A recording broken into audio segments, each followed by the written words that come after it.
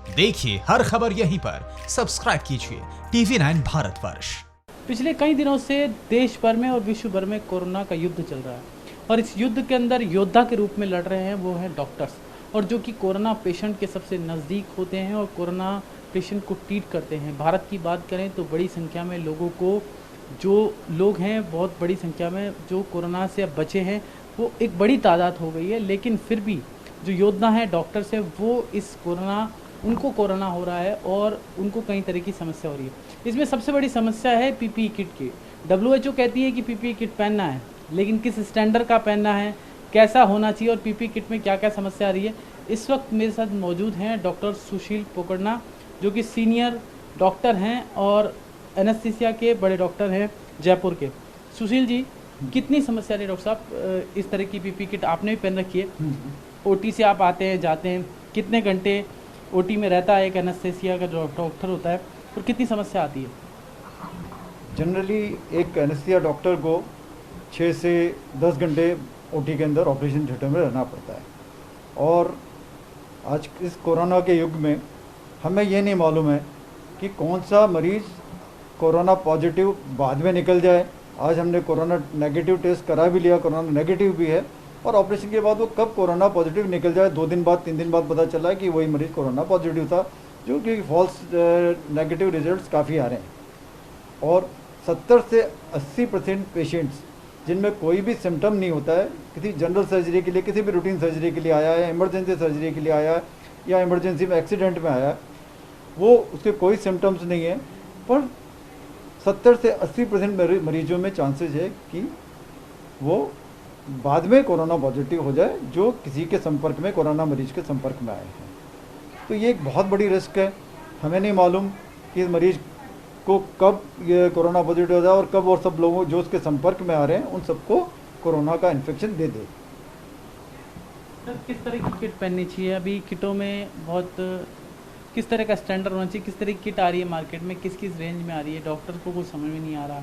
अभी जो आपने पहन रखी है और जो आप बता रहे थे मुझे, क्या डिफ्रेंशिएट है और कितनी प्रॉब्लम्स आती है, कितनी गर्मी लगती है सब चीज़ों को? देखिए, किट पहन के काम करना एक बहुत बड़ा चैलेंज है, स्पेशली जब 6-8 घंटे आप काम करते हो। जब शुरू में आप पहनते हो तो सबसे बड़ी चीज़ तो ये है कि इसमें काफ़ी गर्मी होती है, और जो लोग कोरोना वार्ड में काम कर रहे हैं वहाँ पे एयर कंडीशनर्स भी काम नहीं करते हैं, एयर कंडीशनर भी अलाउड नहीं होते हैं। वहाँ पे डॉक्टर या हेल्थ वर्कर पूरा पसीने से भीग रहा होता है और सांस में भी प्रॉब्लम होती है। एक्चुअली ये पूरी कंप्लीट किट पहनने के बाद ये हमारा आई शील्ड है, ये प्रोटेक्ट करने के लिए, जैसे मैं पहन के दिखाता हूँ। उसके बाद ये जो मेरा कवर है आगे का, इसमें मुझे थोड़ी देर के अंदर यहाँ पे फोगिंग होगी और दिखना बंद हो जाएगा, दिखना आधा अधूरा सा ही दिखाई देगा। और बहुत बार हमारे फील्ड के अंदर हमें पेशेंट को इंट्यूबेट भी करना होता है, वेंटिलेटर पे भी लेना होता है। अगर जब तक विजन अच्छा नहीं हो तब तक हम ये काम नहीं कर सकते हैं।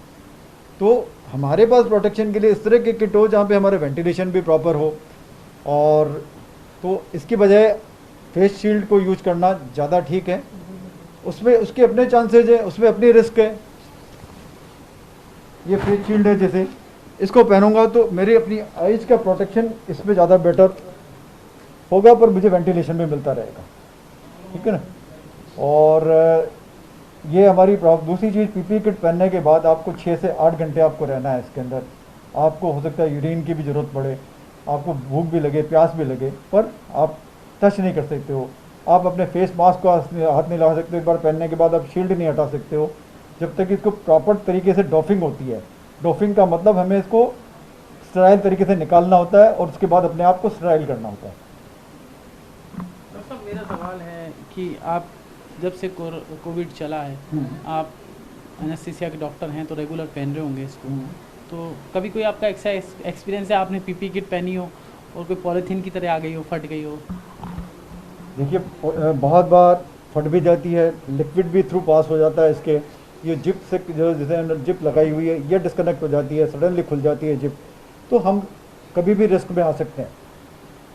किस तरह की पीपीई किट होनी चाहिए डॉक्टर साहब? आप बता रहे थे, आप एक बता रहे थे कि इस तरह की ये हो सकता है। स्टैंडर्ड तो हालांकि अभी तय नहीं है। हाँ, स्टैंडर्ड किसी का नहीं है, पर जैसे ये पीपी किट है, ये काफ़ी लाइट वेट की है और इसमें आराम से ब्रीदेबिलिटी हो जाती है, इतनी गर्मी भी नहीं लगती है। तो इस तरह की कोई स्टैंडर्ड बनाए हमारा DRDO या सेंट्रल गवर्नमेंट, इस तरह की स्टैंडर्ड बना दे कि इसी कपड़े की पीपी किट होनी चाहिए, इसका ये पैटर्न होना चाहिए, ये डिज़ाइन होना चाहिए। तो हाँ, कोई भी बना रहा है PPE? अभी आजकल हर कोई भी बना रहा है। जो आपका सामान को ले जाने के लिए कैरी बैग बना रहा है नॉन वोवन फैब्रिक का, वो भी आज की पीपी किट बना रहा है। मार्केट के अंदर रोज़ हमारे पास 100 मैसेज आते हैं कि हम ये वाली पीपी किट बना रहे हैं। जिनको कोई एक्सपीरियंस ही नहीं पीपी किट के बारे में, उन्हें यही नहीं मालूम कोरोना से प्रोटेक्शन कैसे करना है, वो हर कोई पीपी किट बना के बेच रहा है। और वो सबके अपने कमर्शियल इंटरेस्ट है। जो हो सकता है वो 100-200 रुपये की कॉस्ट का पीपी किट वो 500-600 रुपये के अंदर बेच रहा है या 1000 रुपये में बेच रहा है। तो ये भी चल रहा है। इस सब चीज़ों पे कंट्रोल हो, गवर्नमेंट उससे स्टैंडर्ड करे। अभी बात करें तो अभी कितनी रेंज से लेकर कितनी रेंज तक की पीपी किट, आप तो रेगुलर टच में होंगे, कितनी रेंज से लेकर कितनी रेंज तक आ रहे हैं? और मतलब कोई स्टैंडर्ड कोई ऐसा तय नहीं किया अभी सरकार ने, तो कितनी समस्या आ रही है? एज एन डॉक्टर, एक डॉक्टर को कितनी प्रॉब्लम हो रही है? हॉस्पिटल के अंदर, हॉस्पिटल सप्लाई के अंदर 250-300 रुपये से लेके 2000-2500 तक के पीपी किट आ रहे हैं। पीपी किट भी सब लोगों के लिए अलग अलग है। एनेस्थीसियोलॉजिस्ट के अलग है, जो डायरेक्ट टच में नहीं आ रहे हैं पेशेंट के, जो डायरेक्ट मुंह के पास नहीं आ रहे, उन लोगों के लिए अलग है। एक एनेस्थीसियोलॉजिस्ट या जो भी उसके वेंटिलेटर पे लेने वाला है मरीज को, उनको पीपी किट में बहुत सारी चीज़ें होती है। N95 मास्क भी होता है, शील्ड भी होती है। इन सब चीज़ों की दूसरे लोगों को ज़रूरत नहीं है। पर जो हाई रिस्क जोन में है, जो स्पेशली जो इंटेंसिव केयर दे रहे हैं मरीज को, उन लोगों के लिए स्टैंडर्ड पीपी किट होने चाहिए। अब राजस्थान में जैसे जैसे गर्मी बढ़ रही है तो डॉक्टर्स के लिए कितना चैलेंजेस रहेगा? क्योंकि आप बता रहे हैं कि ये वाली जो सरकार ने, गवर्नमेंट राजस्थान की सरकार ने जो SMS में जो पीपी किट दी जा रही है, तो उसमें अब कितनी समस्या आएगी सर? इसके साथ सांस लेना बहुत मुश्किल होगा। इनको सरकार को चाहिए कि लाइट वेट की और प्रॉपर फैब्रिक के साथ पीपी किट के ऑर्डर करें, जो WHO से रिकमेंडेड है, उस तरह के फैब्रिक को यूज़ करें। एक डॉक्टर के लिए कितना बड़ा चैलेंज होता है भाई? वैसे ही बहुत गर्मी होती है, आप बता रहे हैं OT में, तो जो कोरोना पेशेंट्स के OT हैं वहाँ पे तो AC भी नहीं है, और इस गर्मी के अंदर जयपुर में लगातार तापमान आज 44 डिग्री है, 45 डिग्री कल था, तो ऐसे लगातार बढ़ रहा है, तो अमूमन 50 डिग्री तक ये पहुँच जाएगा। तो उस समय डॉक्टर्स के लिए कितना चैलेंज रहेगा, और क्या सरकार को क्या उपाय करने चाहिए?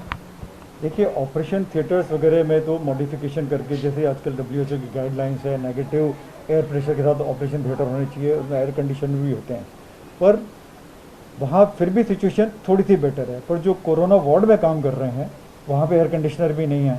उनको मरीज को वहीं पे उसी कंडीशन में 40-45 डिग्री पे उनको देखना होता है, जो खाली पंखे चल रहे होते हैं। तो वहाँ पे इस पीपी किट को पहन के काम करना बहुत मुश्किल है। सांस में तकलीफ होगी आपको, और बहुत सारे पेशेंट, डॉक्टर्स को हाइपोक्सिया हो जाता है। जब हम लोग अपना काम करके जब फ्री होते हैं, तब पता लगता है कि हम किस तरह से इसको पीपी किट से छुटकारा मिले हमें 4 घंटे 6 घंटे बाद, कि हमें सांस ले पाएँ। कुछ पूरे फेस पे निशान पड़ जाते हैं, आपका सर्कुलेशन ब्लॉक हो जाता है फेस का। आपने देखा होगा चाइना के अंदर भी बहुत सारे लोगों को, आपने वीडियो देखे होंगे कि इंजरी हो जाती है, स्किन पे इंजरी हो गई परमानेंट। तो ये पीपी किट के डिसएडवांटेज है, पर इनके साथ हमें काम तो करना ही पड़ेगा, क्योंकि इसके बिना हम काम कर नहीं सकते हैं। किस तरह की पीपी किट मिलनी चाहिए? हल्के और हवादार? हल्के हो, वेंटिलेशन हो, और स्पेशली जो हाई रिस्क जोन में हो, उनमें इस तरह की फैसिलिटी होगी, हमें आर्टिफिशियल एयर सर्कुलेशन का भी चांस उसके अंदर पीपी किट में हो, जो अवेलेबल है, पर बहुत एक्सपेंसिव है। हम जानते हैं इस कंडीशन में न सरकार के पास पैसा है, न पब्लिक के पास इतने रिसोर्सेज हैं कि इतनी सारी महंगी चीज़ें अवेलेबल करा पाए। और जो भी बेस्ट अवेलेबल हो सकता है वो गवर्नमेंट उस लेवल पे करे, उसे कंट्रोल करे।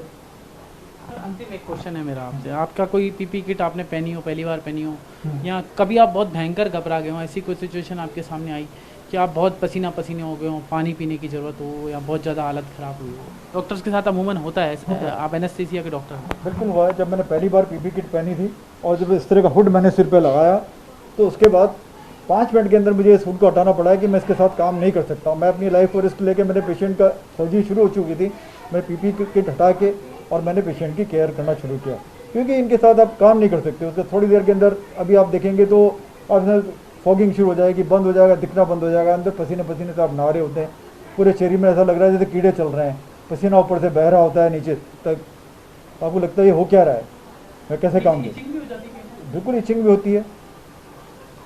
तो आप एक डॉक्टर की जबानी सुन सकते हैं, योद्धा के रूप में ये डॉक्टर्स हमारे काम कर रहे हैं।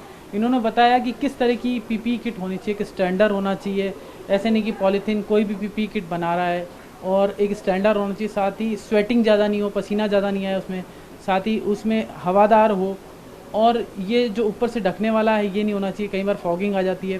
तो एनेस्थीसिया के जो डॉक्टर्स होते हैं उनको 2-2, 4-4, 5-5 घंटे तक ऑपरेशन करना पड़ता है। तो ऐसे डॉक्टर्स के लिए एक बड़ी परेशानी है। तो राजस्थान की सरकार या केंद्र की सरकार इस विषय में सोचना चाहिए, और जल्द से जल्द ये जो पीपी किट है उसका एक स्टैंडर्ड तय होना चाहिए, साथ ही एक अच्छी क्वालिटी की पीपी किट मार्केट में है वो सुदृढ़ करना चाहिए सरकार को। कैमरा पर्सन शक्ति के साथ जितेश जेठमलानी, TV9 भारतवर्ष, जयपुर, राजस्थान। परवाह देश की, सोमवार से शुक्रवार रात 10 बजे TV9 भारतवर्ष पर।